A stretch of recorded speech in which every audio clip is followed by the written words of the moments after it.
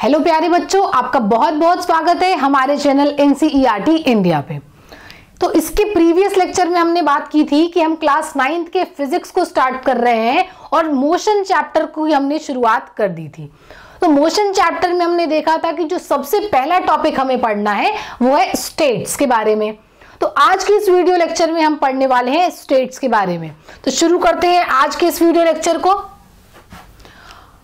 तो फिजिक्स के अकॉर्डिंग जो भी स्टेट्स हैं उनको हम दो कैटेगरी में डिवाइड कर सकते हैं। या तो स्टेट होगा रेस्ट का, या इन्हें हम स्टेशनरी भी बोलते हैं, या तो स्टेट होगी मोशन की। तो अकॉर्डिंग टू फिजिक्स दो स्टेट्स होते हैं, रेस्ट एंड मोशन। अब ये जो दोनों ही स्टेट्स हैं उनको हम कैसे बोल सकते हैं कि दोनों डिफरेंट हैं। तो यहां पे जो डिफरेंस आता है दोनों के बीच में वो है चेंज इन पोजीशन का, चेंज इन पोजीशन का। तो जो भी ऑब्जेक्ट अपनी पोजीशन को चेंज नहीं करता है वो हो जाता है रेस्ट में, और जो भी ऑब्जेक्ट अपनी पोजीशन को चेंज कर देता है वो हो जाता है मोशन में। तो क्या बात आ गई कि अगर पोजीशन चेंज नहीं हुआ तो रेस्ट में हो गया, और अगर पोजीशन चेंज हो जाती है तो वो हो गया बॉडी मोशन में। तो सबसे पहले हम शुरुआत करते हैं रेस्ट के साथ में। तो कोई भी ऑब्जेक्ट, अभी जैसे कि हमने देखा कि कोई भी ऑब्जेक्ट अगर अपनी पोजीशन को चेंज नहीं करता है दैट मींस कि उसने अपनी पोजीशन को फिक्स कर ली है। ऐसे ऑब्जेक्ट्स हमारे कहलाते हैं कि वो ऑब्जेक्ट्स रेस्ट में है या वो ऑब्जेक्ट स्टेशनरी है। तो रेस्ट को एक और नाम से जाना जाता है स्टेशनरी। तो ऑब्जेक्ट्स क्या होते हैं? स्टेशनरी होते हैं। दैट मींस कि उन्होंने अपनी पोजीशन को फिक्स कर लिया है, वो अपनी पोजीशन चेंज नहीं करेंगे। तो object which remain fixed at a place are said to be at rest और are said to be stationary. और एक डेफिनेशन हम ये भी कह सकते हैं कि the object which do not changes its position with respect to time are called as stationary objects, या are called that they are at rest position. So the object which remains fixed at a place with respect to time, with respect to time कहने का क्या मतलब है कि time के regarding, time से जब हम इनको रिलेट कर दें तब भी ये अपनी पोजीशन फिक्स रखे। कह सकते हैं कि मान लिया कि अगर सिंपल सी बात, ये ट्री है, 1 सेकंड पे भी ये इसी पोजीशन पे है, 2 सेकंड बाद भी अगर हम देखें तो ये इसी पोजीशन पे है, 1 घंटे बाद हम देखें तो भी ये इसी पोजीशन पे है, या हम 1 साल बाद भी देखें तो ये पोजीशन यहीं पे है। दैट मीन्स कि टाइम के चेंज होने के बावजूद इसने अपनी पोजीशन को चेंज नहीं किया, तब बोला जाएगा कि ये ऑब्जेक्ट क्या है, ये ऑब्जेक्ट रेस्ट पे है या ये ऑब्जेक्ट स्टेशनरी है। यही होती है रेस्ट की डेफिनेशन। तो कुछ एग्जांपल्स जो रेस्ट के हो गए वो क्या हो गए? ये हाउस हो गया, ट्री हो गया, रोड हो गया, ये सब क्या है? स्टेशनरी ऑब्जेक्ट्स हैं, या ये सारे ही ऑब्जेक्ट रेस्ट पे हैं। और कुछ इसी तरीके के एग्जांपल्स की हम बात करें कि क्या और एग्जांपल्स हो सकते हैं रेस्ट के, तो क्या हो गया? ये है इलेक्ट्रिक पोल। अब इलेक्ट्रिक पोल करंट वायर्स के थ्रू फ्लो करती है, बट पोल क्या है? स्टेशनरी है, ये अपनी पोजीशन चेंज नहीं करते हैं टाइम के रिस्पेक्ट में। एक और एग्जांपल ट्री हो गया, एक और एग्जांपल फैक्ट्री हो गया, हाउस हो गया।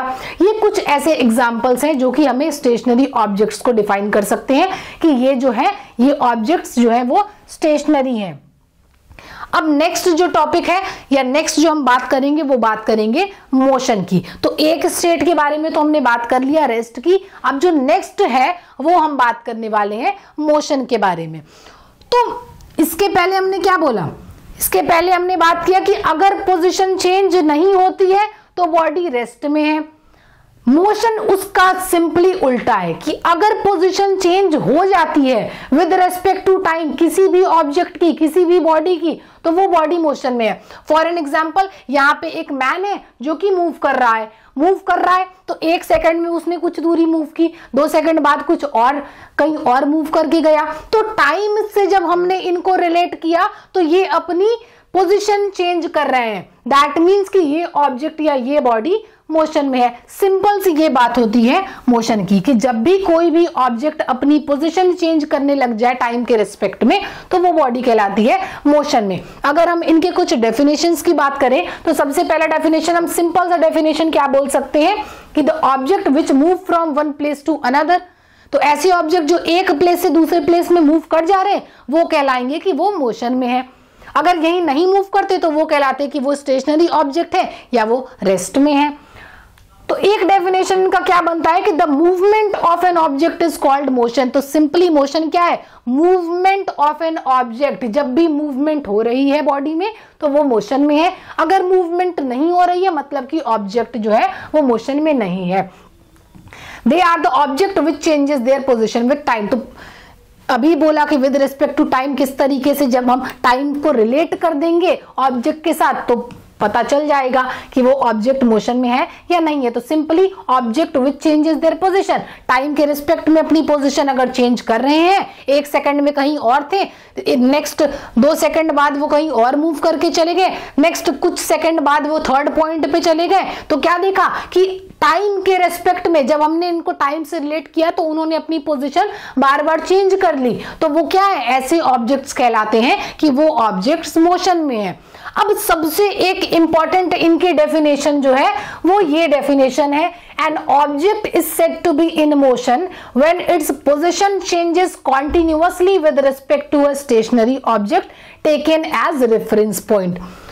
तो एक इंपॉर्टेंट बात ये होती है कि ये जो रेस्ट है और मोशन है ये दोनों ही एक रिलेटिव टर्म है, दोनों ही रिलेटिव टर्म है। दैट मीन्स कि दोनों ही एक दूसरे से रिलेटेड है। अब कैसे ये दोनों एक दूसरे से रिलेटिव टर्म है या एक दूसरे से रिलेटेड है, इसकी बात की गई है इसके इस पॉइंट में। तो क्या बोला गया कि कोई भी ऑब्जेक्ट तब तक नहीं बोला जाएगा कि वो मोशन में है जब तक कि वो ऑब्जेक्ट कॉन्टिन्यूअसली अपनी पोजीशन ना चेंज कर रहा हो किसी एक स्टेशनरी ऑब्जेक्ट के रेस्पेक्ट में, और इसी स्टेशनरी ऑब्जेक्ट को बोला जाएगा रेफरेंस पॉइंट। तो सबसे पहले हमें रेफरेंस पॉइंट समझने की जरूरत है कि ये रेफरेंस पॉइंट क्या होता है। तो रेफरेंस पॉइंट समझते हैं। मान लिया कि कोई एक लड़का है, एक बॉय ए है, उसने बोला कि मैं 10 मीटर की दूरी पे खड़ा हूं, 10 मीटर की दूरी पे कहीं खड़ा हूं, और एक और बच्चा आता है बी और उसने बोला कि मैं 20 मीटर की दूरी पे खड़ा हूं। तो इसने बोला कि मैं 20 मीटर की दूरी पे खड़ा हूं, इसने बोला कि मैं 20 मीटर की दूरी पे खड़ा हूं। तो आखिर 10 मीटर की दूरी पे खड़ा हूं, 20 मीटर की दूरी पे खड़ा हूं, कहां से कैसे हम रिलेट करेंगे कि इस सर्टेन पॉइंट से 10 मीटर की दूरी या इस सर्टेन पॉइंट से 20 मीटर की दूरी, वो तो कुछ भी हो सकता है। तो मान लिया कि यहां पे एक बना दिया, एक घर बना दिया, तब जाके बोलेंगे कि मैं इस घर से 10 मीटर की दूरी पे खड़ा हूं या इस घर से मैं 20 मीटर की दूरी पे खड़ा हूं। तब क्या किया? एक पॉइंट से रिलेट कर दिया, और यही हाउस क्या हो जाएगा?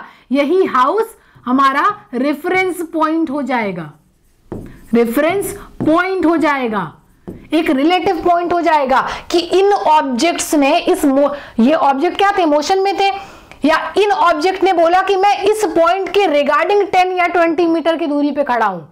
तो जैसे ही हम किसी एक पॉइंट से रिलेट कर देंगे अपने आप को, वही पॉइंट क्या कहला जाएगा? रेफरेंस पॉइंट कहलाएगा। और देखेंगे कि ये जो रेफरेंस पॉइंट होता है वो ऑब्जेक्ट क्या होगा? स्टेशनरी होगा, वो मूव नहीं कर रहा है, तब जाके उसको बना दिया कि ये इस पॉइंट से, इस सर्टेन पॉइंट से मैं इधर मूव कर रहा हूं या इतनी दूरी पे खड़ा हूं, ऐसे गया, कुछ भी हो सकता है। तो वो एक स्टेशनरी ऑब्जेक्ट ही हमारा रेफरेंस पॉइंट बन जाता है, और इस रेफरेंस पॉइंट को ओरिजिन भी बोला जाता है, इस रेफरेंस पॉइंट को ओरिजिन भी बोला जाता है। तो अब मोशन के बारे में हमें क्या डेफिनेशन पता चली कि मोशन एक तो ये हो गया कि वो अपनी पोजीशन चेंज करता है विद रिस्पेक्ट टू टाइम, और दूसरी बात क्या होगी कि मोशन वो भी होगा जो अपनी पोजीशन चेंज करता है with respect to stationary object.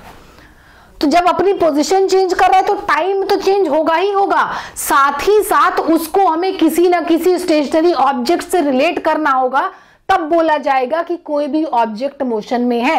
एक एग्जांपल लेके समझते हैं कि मान लिया कि हमारे पास ये एक ट्री है और कोई एक बच्चा है जो इस ट्री के पास में खेल रहा है, ठीक है, खेल रहा है, दैट मीन्स कि वो अपनी पोजीशन चेंज कर रहा होगा।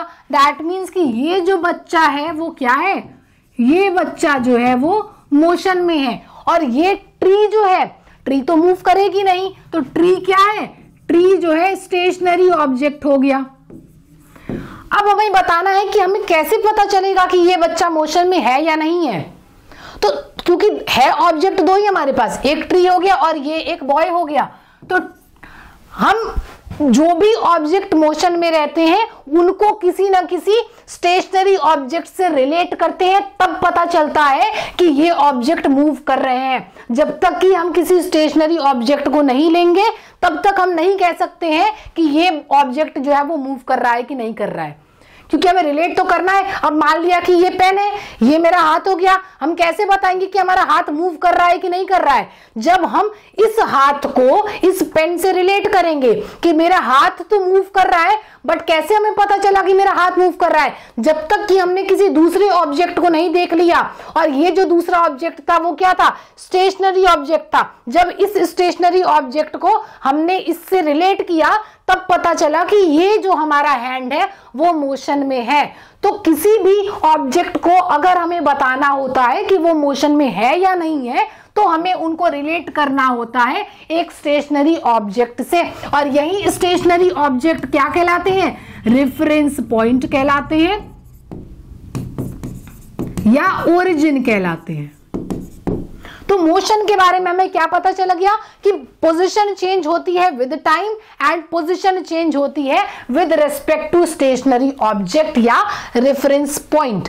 तो हमें कैसे पता चला कि ये तो ट्री स्टेशनरी है, ये नहीं मूव कर रहा है, बट इसके रेस्पेक्ट में ये बच्चा मूव कर रहा है। बच्चा जो है वो अपनी पोजीशन चेंज कर रहा है, बट ट्री की पोजीशन चेंज नहीं हुई। तो जब दोनों को रिलेट किया तो पता चला कि कौन सा ऑब्जेक्ट मोशन में है। तो इस वजह से किसी भी ऑब्जेक्ट को जो मोशन में है उनको हम किसी न किसी एक स्टेशनरी ऑब्जेक्ट से रिलेट करते हैं और पता करते हैं कि बॉडी कौन मोशन में है कौन नहीं है। एक और इंपॉर्टेंट बात मोशन के रिगार्डिंग ये है कि मोशन जितना फास्ट होगा, मोशन जितना ही फास्ट होगा, दैट मीन्स कि बॉडी का मूवमेंट जितना ही फास्ट होगा, जितना ही तेज होगा, उतनी जल्दी हम बता सकते हैं कि कोई भी बॉडी मोशन में है। और मोशन जितना ही स्लो होता है उतना ही टाइम लगता है ये बताने में कि कोई भी ऑब्जेक्ट मोशन में है या नहीं है। एक बहुत ही इजी एग्जांपल इसका हम ये ले सकते हैं क्लॉक का। तो क्लॉक में क्या होती है, एक तो होती है मिनट हैंड, एक होती है सेकंड हैंड, एंड एक होता है आवर हैंड। अब जो सेकंड हैंड होता है वो क्या होता है, वो फास्टेस्ट होता है, बहुत तेज मूव करता है। उससे धीरे मूव करती है मिनट हैंड, और जो आवर हैंड होती है वो स्लोएस्ट होती है। तो सेकंड हैंड जल्दी जल्दी मोशन चेंज कर रही है, तो हमें इससे पता चल गया ये मूव कर रही है फास्ट। तो हम तुरंत जब भी क्लॉक को देखेंगे कि बोल देंगे कि ये जो सेकंड वाला हैंड है वो तो मोशन में है। बट जब हम मिनट हैंड पे आएंगे तो थोड़ी देर तक हमें उसे देखना पड़ेगा कि क्या ये मूव कर रही है कि नहीं कर रही है, क्योंकि उसका मूवमेंट थोड़ा स्लो है। तो हमें थोड़ा टाइम लग जाएगा as compared to second hand, थोड़ा टाइम लग जाएगा ये जानने में कि ये मोशन में है या नहीं है। और आवर हैंड की तरफ अगर बढ़ेंगे तो ये तो सबसे धीरे मूव करती है। तो इसको बताने के लिए कि ये मोशन में है कि नहीं है, हमें सबसे ज्यादा वक्त इस वाले हैंड में लगने वाला है।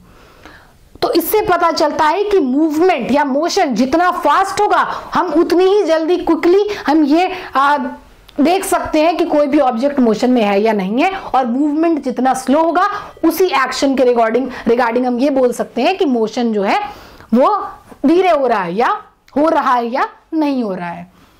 तो ये इतनी इंपॉर्टेंट बात थी मोशन के रिगार्डिंग। तो आज के वीडियो के लिए इतना ही, और या तो और कुछ एग्जांपल्स देख लेते हैं मोशन के रिगार्डिंग ही। तो मोशन के कुछ और एग्जांपल क्या है? फ्लाइंग बर्ड, जो बर्ड फ्लाई करती है वो भी मोशन है। कुछ एग्जांपल क्या हो गया? जो कार या बाइक्स, जो भी व्हीकल्स रोड पे मूव कर रहे हैं वो भी क्या हो गया? मोशन को रिप्रेजेंट करते हैं, with respect to time move करते हैं।